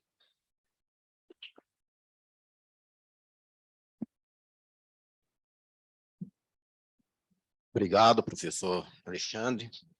Eu vou, de imediato, passar a palavra para o nosso debatedor, professor Fábio Pressotti. Obrigado, boa noite a todos. Com muita satisfação, honra, gostaria assim, de aproveitar bem aqui o nosso tempo, agradecer a todos os presentes, agradecer o nosso idealizador aqui do projeto, que nasce aí nesse momento como um primeiro aí, Congresso Mineiro de Direito Processual Penal, professor Leonardo Marinho. Parabenizar os organizadores, direciono aqui todo o carinho, atenção e empenho, professora Flávia, professora Gabriela, parabéns aí pela dedicação. Nosso colega aqui de mesa, professor Valdir, muito bom revê-lo aí depois de tanto tempo, né? Parabenizar os palestrantes, professor inicialmente Cristiano Lago, professor Alexandre, que se encontra, professora Lidiane, que está conosco aqui no remoto, alunos aqui presentes, identifiquei também alunos no vídeo aqui de forma remota, colegas professores, profissionais advogados, muito bom revê-los e encontrá-los para tratar de assuntos aí tão árduos que a nossa querida Escola Mineira de Processo coloca em pauta e coloca para refletir sobre essa temática central aí da mesa de hoje, que é investigação penal e cautelaridade. Só que me encontro também numa situação muito desconfortável, que é participar como debatedor, frente ali a nomes tão robustos e conteúdos tão provocativos aqui para essa noite. Agora tem que debater, fazer reflexões, frente a professores que praticamente esgotam o assunto e vêm aqui para jogar confete na fala dos colegas. O assunto, de fato, também me incomoda há um tempo. Comungo da ideia do professor Alexandre colocou há pouco, que gostamos de críticas, né? Faz parte da academia a crítica. Citou-se aqui por várias vezes o Chile. Também tive uma grande alegria que durante o doutorado eu tive a oportunidade de estudar um pouco lá, para ver a prática, para ver aquilo que eles praticavam no juiz de garantias. Não é? Agora nós temos em lei, apesar de suspenso, mas à época, fui durante o doutorado em 2016, isso era extremamente novo para nós e lá já funcionando. né? Já em prática, o juízo oral, o juiz de garantia, esse julgamento colegiado tão diferente para nós, e lá já experimentado. Tive essa alegria, por várias vezes foi aqui citado, mas a academia é relevante, as críticas nascem na academia e me chamou a atenção durante a fala do professor Alexandre aqui com relação à crítica, que foi oposto ao professor Cristiano, que também disse que não iria trabalhar com crítica, mas o Chile foi uma referência que lá no Brasil nós temos a tradição das alterações legislativas, elas vêm de cima para baixo. Não é? Vem como uma imposição legislativa, bem ou mal, a alteração legislativa é feita, sanção presidencial e temos a lei. Por bem ou por mal, ela entra em vigor e está entre nós. No Chile foi diferente, ela veio de baixo para cima. Ela veio no ambiente acadêmico, não é? A academia teve uma expressão muito relevante para as alterações chilenas, que veio de baixo para cima. Antes de chegar em legislativo, temos que conversar na academia. Temos que ter esse debate acadêmico, temos que ter essa discussão entre academia, Ministério Público, advocacia, os órgãos, aqueles que estão na lida diária com a aplicabilidade de determinados institutos. Juiz das garantias vai funcionar ou não vai? Poxa, não seria interessante conversar aqui embaixo para ver qual que é a realidade? É possível já aprovar e entrar em vigor e já implementar em um mês? Era certo que isso ia dar errado no Brasil. Não é? Entra em vigor em 24 de dezembro de 2019, com uma vacatio legis de um mês, tamanha mudança, é lógico, já era esperado que não ia dar certo. Não é? Alguém tinha que barrar, e aí foi suspenso ali em liminar, conforme todos aqui sabemos. Então, temos experiências interessantes em países vizinhos aqui, a exemplo do Chile, conforme foi citado várias vezes. E tamanha mudança, e ainda no Chile, para depois voltarmos aqui ao Brasil, também dentro da fala do professor Alexandre me chamou a atenção, a forma de mudança é diferente, não é? Nós temos muitas vezes uma mudança legislativa, mas também uma tradição estranha, que determinadas leis não pegam. Como assim determinadas leis não pegam? Daí a necessidade, junto às falas do professor Alexandre e do professor Cristiano Lago, de uma mudança, não só mudança legislativa, mas também uma mudança de mentalidade. Isso foi trabalhado, temos essa experiência chilena, que houve essa oportunidade ali até de mudanças, o afastamento de juízes que não estivessem cuidado com a fala, a fim de aceitar aquela mudança. Então, é uma mudança diferente. Lá foi feita mudança, e as mudanças elas foram implementadas aos poucos, não é? Por regiões, não é para testar. Nem sempre a lei sai perfeita. Então, nós temos testes em algumas regiões para depois pegar todo o país, apesar da diferença gigantesca entre Chile e Brasil em termos de território. Não é? Mas temos, sim, experiências interessantes dentro dessa temática, procedimentos aqui preparatórios, procedimentos investigativos, que no Brasil, aquele que mais nos chama a atenção é o procedimento ali do inquérito policial. Afinal de contas, a grande maioria das ações penais, elas são oriundas de um prévio inquérito policial. Uma grande maioria. E na fala da professora Lidiane também, chama a atenção que ela destacou um ponto que nós temos dificuldade de conceber, porque o nosso inquérito está demarcado lá desde a exposição de motivos do Código de Processo Penal, lá em 1941. A professora Lidiane comenta algo que a gente tem muita resistência e dificuldade, que é fazer uma leitura do inquérito policial a partir daquele eixo que seria o modelo constitucional de processo. Aquelas garantias que estão previstas na nossa Constituição, ela não deixa de lado o inquérito policial. Necessário se faz essa leitura do inquérito policial, preservando as garantias constitucionais. Aparenta que o inquérito é algo à parte, não é? As garantias elas devem ser obedecidas durante a fase de ação penal, mas e no inquérito? Tudo vale? É um procedimento? Não é? Qual que é a regra? Você não tem aquela sequência de atos procedimentais concatenados. De fato, há uma nítida discricionariedade e a justificativa é que o delegado de polícia ele tem que ter essa discricionariedade até mesmo para ele conseguir o êxito investigativo. O que é êxito? Não sei, não é? Depende do ponto de vista. O que eu quero buscar? De fato, estamos investigando ali de forma imparcial, que é o que deve ser feito, até o professor Cristiano destacou, né? Que é algo que deveria ter uma imparcialidade. Mas será que é um procedimento de fato conduzido com imparcialidade ou vige ali a primazia da hipótese sobre os fatos? Vou aderir a uma hipótese, né, vou colocar aqui como norte essa hipótese e vou buscar provas para fundamentar uma hipótese. Isso é natural, nós somos seres humanos e naturalmente temos concepções, pré-julgamentos, experiências de vida, isso influencia em tudo, influencia na vida do delegado ali que conduz um procedimento ali investigativo. O professor Cristiano comentou de um delegado que ele tenta implementar um sistema, um modelo, uma estrutura acusatória dentro de um inquérito. Chama atenção, né? Quem estuda inquérito sabe que isso é algo totalmente assim alienígena daquilo que nós ouvimos e estudamos. Nós não ouvimos isso no dia a dia, quem acompanha, quem está na lida diária, quem atua em delegacia, sabe que a realidade é outra. Você tem algo ali misterioso, sigiloso, não é? Parece que para dar certo tem que ser um segredo, tem que conduzir em sigilo, porque o investigado é um malfeitor que pode atrapalhar com o trabalho de todo o Estado. Estranho, não é? Uma pessoa sozinha, uma pessoa sendo investigada, o Estado não tem condições de investigar? Será que, de fato, esse sujeito ele vai tumultuar, vai atrapalhar as investigações? Então, isso nos chama a atenção. Nós temos nesse procedimento inquisitorial, o próprio Código de Processo Penal, as origens do Código de Processo Penal, impõem essa tradição ainda do sigilo, de depositar confiança num só sujeito. O inquérito policial é relevante? É. Não é? A partir dali, nós temos um filtro, até para evitar o início de ações penais de forma infundada. O filtro não pode ser na fase judicial. Você tem que ter um filtro para ver se, de fato, aquela primeira hipótese, se houve ou não houve ali uma infração penal, procede através desse procedimento preliminar.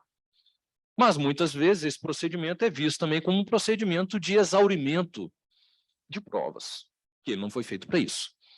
Então, tem-se também esse tipo de problema. Mas vem daquilo que o professor Cristiano destacou lá no início, uma ideologia repressiva, uma ideologia totalitária.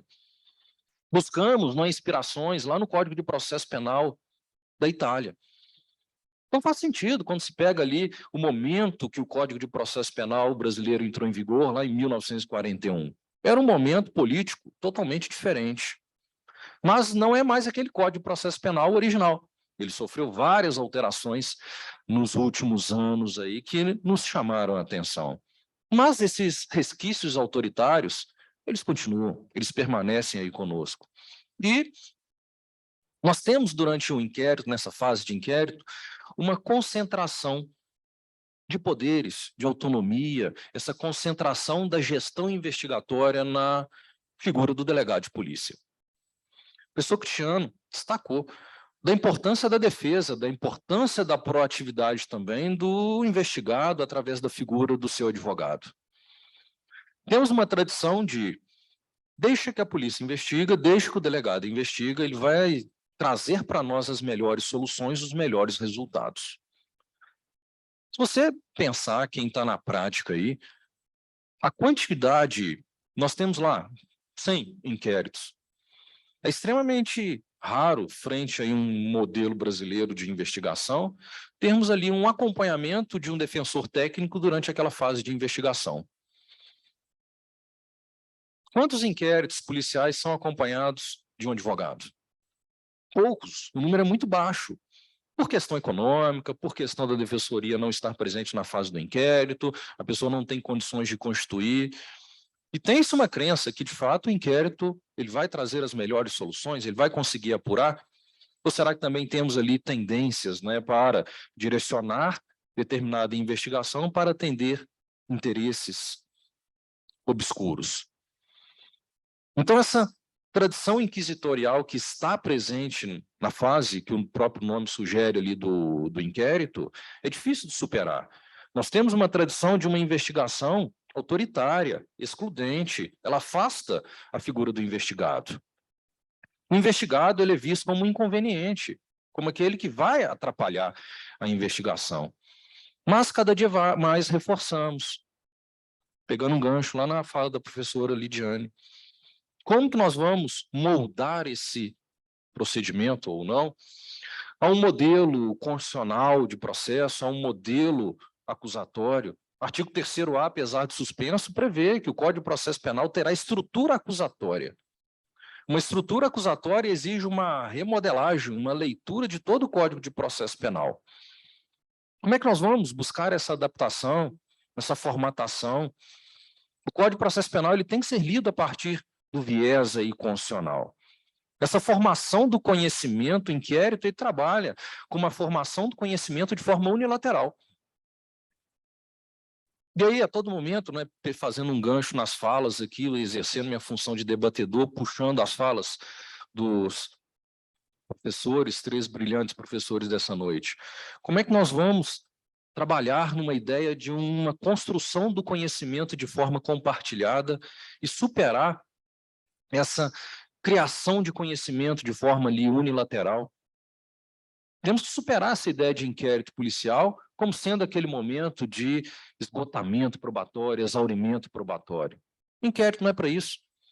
Muitas vezes o inquérito ele está tão inchado que ele não consegue avançar. Aquela finalidade que era coletar elementos mínimos para dar início à ação penal, incha-se um inquérito policial e ele fica sobrecarregado e dá uma aparência que nada mais precisa para a ação penal, já está tudo pronto.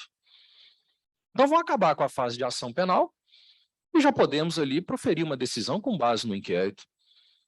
Ah, mas você tem um artigo que veda, né, o artigo 155, que proíbe uma decisão com base exclusivamente no inquérito. Então, temos que superar essa blindagem de conhecimento. Não há mais que se falar em conhecimento produzido de forma unilateral. E o inquérito é isso, é um conhecimento produzido de forma unilateral. Ele afasta, ele refuta contraditório, ele refuta esse direito de participação. Então, aquilo que está fechado, que está blindado, não consegue enxergar a relevância do contraditório, a irrelevância da ampla defesa, a relevância de fiscalizar aqueles atos que são praticados durante uma fase de investigação. Ainda temos vários colegas profissionais, né, próximos a nós, que acham estranho, por exemplo, quando se acompanha um depoimento em delegacia, seja flagrante ou inquérito, tem sido cada vez mais comum o delegado conceder a palavra ao advogado para ver se o advogado tem alguma pergunta a ser feita. Vários acham estranho. O professor Cristiano comentou aqui que aquilo que era muito comum e tem sido cada vez mais... Nós estamos buscando o afastamento daquela ideia do juiz proativo, que faz perguntas, que questiona e também pode colocar em risco a imparcialidade. Lá no inquérito também, vários colegas acham estranho isso, do delegado terminar a inquirição e passar a palavra ao advogado. Para que ele está passando a palavra ao advogado? Essa busca de superação do conhecimento de forma unilateral. E ter a figura do advogado na fase do inquérito, no momento do flagrante, no momento do depoimento do inquérito, é bom também para o delegado. Porque naquele momento a atividade dele está sendo submetida a uma fiscalização. Fragiliza aquele argumento, não é, que é muito comum também de acontecer, que o depoimento ele foi prestado lá no inquérito, mas aquilo que foi dito, ele foi forçado, ele foi obrigado. Poxa, mas ele foi obrigado, ele foi forçado e o advogado estava lá e não fez nada? Pode ser que sim, né? Mas pouco provável.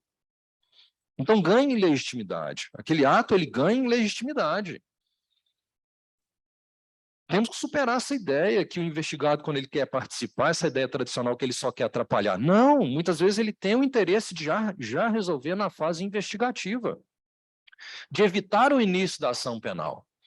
Ou que a ação penal inicie, mas de uma forma diferente daquele olhar unilateral, blindado, que refuta qualquer direito de participação. Contraditório diferido, não é? O professor Alexandre comentou, contraditório diferido, o que é isso? Então você cria um conhecimento na fase do inquérito, blinda aquilo ali como se fosse uma verdade, e depois você vai dar direito de participação lá na fase judicial de algo que já está pronto? Balela. Não tem como isso acontecer. Um contraditório diferido. Você constrói a verdade, blinda a verdade aqui em atas, né? Nós adoramos atas, em papéis, porque a oralidade é difícil, não é, de participar de um procedimento ali oral, porque a oralidade serve para fiscalizar, para testar aquilo que foi feito lá no inquérito policial. E se você coloca em atas, pronto, lembra lá da Inquisição? Documentos sigilosos, escritos para manter ali o segredo. E se você coloca em atas, acabou. Virou verdade, aquilo ali está blindado, tornou-se algo inquestionável. Então, a participação é legitimidade. Participar lá na fase do inquérito é um ganho social, é um ganho para essa democraticidade que se busca. Temos que superar essas ideias de conhecimento, de construção de conhecimento, de forma unilateral. A audiência de instrução e julgamento, eu comento de forma assim, de brincadeira, né, que muitas vezes é uma verdadeira fraude ao contraditório. Você tem, lá na fase policial, vários depoimentos, várias testemunhas prestaram depoimento, aí chega em juízo, faz a leitura do depoimento daquela testemunha e simplesmente mostra para ela o depoimento, pergunta: essa assinatura é sua? Sim. Você confirma? Confirma. O que é isso? Isso é contraditório? O professor Cristiano comentou aqui do procedimento italiano e também do procedimento chileno, que é chamado ali de julgamento sem autos. O juiz não tem acesso aos autos que foram produzidos de forma unilateral, justamente para evitar pré-julgamentos. Aqui não, o juiz tem contato na cautelar, ele decreta prisão, ele decreta busca e apreensão, interceptação telefônica, tudo na fase do inquérito, depois ele recebe a denúncia, ele participa da instrução e sentencia ao final. Na crença que a imparcialidade está mantida, está preservada. Então, leitura de depoimento e ele só confirma? Cadê a prova em contraditório? Cadê o 155 sendo observado, não é? Que a decisão, a condenação, ela não pode se dar com base exclusivamente no inquérito. E somente se ratifica depoimentos prestados no inquérito de forma inquisitória, isso não é contraditório, isso é uma fraude ao contraditório. Cadê a prova produzida entre as partes na presença do juiz? Não, foi produzido na delegacia de forma unilateral. Então, essa tradição que nós temos, né, esse inquérito policial mascarado ali de uma suposta participação, tem mudado, aos poucos tem mudado. O professor Cristiano comentou da investigação defensiva. Mas produzimos investigação defensiva, essa investigação ela pode compor, podemos juntar aquilo ali aos autos lá do inquérito policial, levar ao delegado, aquilo ali pode ser relevante. Saímos ali de uma visão monocular e entregamos um outro ponto de vista para ele, e aquilo ali pode servir de esclarecimento aos fatos. Não é um impostor, não é alguém que está querendo atrapalhar. Estamos buscando construir o conhecimento de forma compartilhada. Temos, não é, o professor Cristiano lá comentou do juiz das garantias, importante, suspenso, exclusão dos autos do inquérito. Brincamos. O inquérito policial ele é tão valorizado que brincamos que se tirar o inquérito policial da mesa do juiz na hora da audiência de instrução ou julgamento, você quebra as pernas de todo mundo, ninguém consegue fazer mais nada, não. A todo momento, o que acontece na audiência? A todo momento virando folha para ver o que foi dito lá no inquérito, como se a verdade estivesse ali. Então há uma supervalorização daquilo que foi produzido de forma unilateral, é o conhecimento blindado, fechado. A todo momento, volta umas folhas, vê o que ele falou, confronta com o que ele está falando agora para ver qual que é a verdade. Não é isso. Não é um experimento, não é um modelo ali de busca da verdade. Até hoje, acreditando nisso, não é verdade. Será que aquele amontoado de folhas ou amontoado de documentos eletrônicos eles vão conseguir trazer para nós a verdade? Difícil. Não é mais aquilo que não é produzido em contraditório. Podemos confiar? É uma verdade que está ali blindada de forma unilateral? Estranho. Então, o que se busca é uma prova judicializada. O que se busca é uma prova que foi produzido realmente em contraditório, debatido em contraditório, em observância àquele artigo lá 155 do CPP. O advogado ele tem que se tornar também um protagonista lá na investigação, não é esperar resposta à acusação, audiência de instrução e julgamento dele entrar em cena. É desde lá. Se nós temos uma tradição de supervalorizar o inquérito policial, o advogado vai ficar esperando o processo começar para ele entrar em cena? Não. A atuação dele já tem que acontecer lá. E destaco que a atuação dele tem que ser desde o início, porque nós não conseguimos ainda romper com essa supervalorização da fase pré-processual. seja inquérito, seja PIC, seja PAD, o que for, ainda há uma supervalorização daquela fase. Unilateral, então, o que se tem feito para valorizar essa presença lá? Não é? O Estatuto do AB passou ali por modificações razoavelmente recentes que colocam que o advogado ele pode fazer apontamentos, ele pode fazer requerimentos, mas o delegado também pode, a partir da discricionariedade, negar todos eles. Se fundamentar? Não. Ele entende que aquilo ali não é necessário à investigação e ele pode simplesmente se opor e vida que segue, conduz ali a investigação de forma unilateral. Então, o que se busca nesse procedimento ou processo democrático é essa discursividade, não é? Essa construção do conhecimento de forma plural. Tá? A investigação ela não pode continuar a ser lida do jeito lá de 1941. É um outro cenário, pós aí 1988. O inquérito ele é importante? Sim, ele é importante. Só que ele é importante somente para coletar aqueles elementos mínimos para dar início à ação penal. Iniciou a ação penal, agora é a valorização da fase de processo, da fase de ação penal. Se continuarmos nessa supervalorização do inquérito, nós vamos esvaziar a fase do processo. Não precisa do processo. Vamos pegar o inquérito, submete ao juiz e o juiz julga com base naquilo que foi feito no inquérito. Não é isso não é cabível no modelo participativo, no modelo de processo constitucionalizado, ou a partir dessa busca de uma estrutura acusatória de processo. Também sou afiliado àquilo que o professor Cristiano colocou aqui, que é uma mudança de mentalidade. Não basta somente mudança legislativa. Mudanças legislativas é depositar confiança que sempre o dia de amanhã será melhor do que o de hoje. O Código de Processo Penal, o projeto, já vem lá desde 2009. Ele já está atrasado, ele já está defasado. Ele já precisa de reformas, olha só, um projeto que já precisa de reformas de tão dinâmico que é a sociedade, de tão dinâmicos aí, de tão dinâmico que somos e os problemas eles mudam. Não é veio o chamado pacote anticrime para tentar antecipar algumas modificações. Veio coisa boa, veio coisa ruim, mas sempre é assim, não tem como. Somente acertos, erros vêm também. Mas tem mudado, não é? Temos ali buscado mudanças positivas. O processo penal está nesse rumo, não é? O inquérito policial tem mudado. Quando se fala de mentalidades, o inquérito policial tem mudado, eu atuo bastante em delegacias também, em razão também de mudanças de mentalidade. Aquela figura antiga do delegado, turrão, grosseirão ali também está mudando.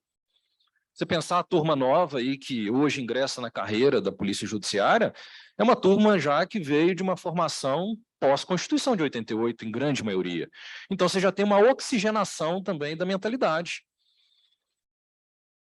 Então, a mudança legislativa é relevante? É, mas também temos que pensar. E a mudança de mentalidade?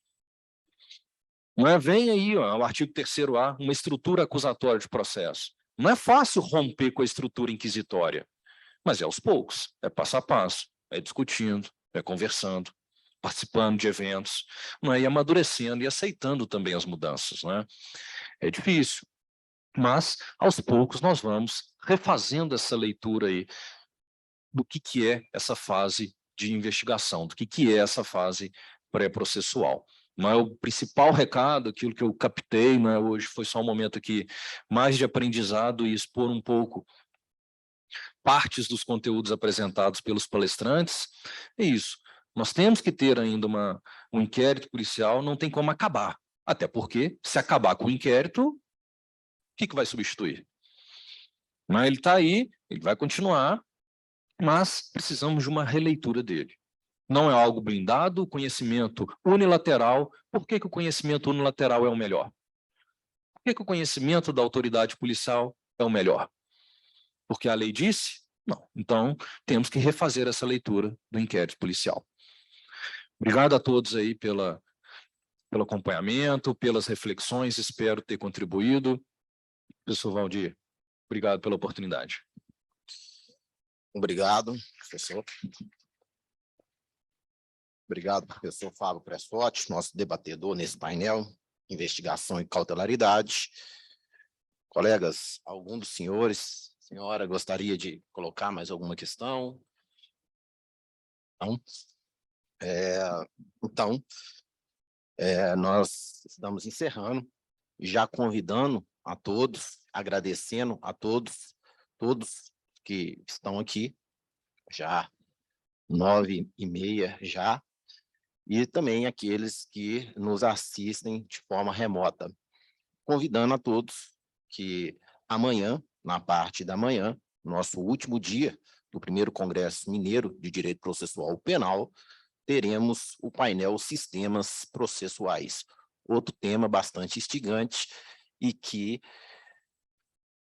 de certo modo, faz total adesão aqui com o nosso painel. Não há como falar de investigação sem falar de sistema processual, sem demarcar o sistema processual penal. Tá? Inquisitório, misto, foi falado aqui hoje do sistema, tal do sistema misto, né?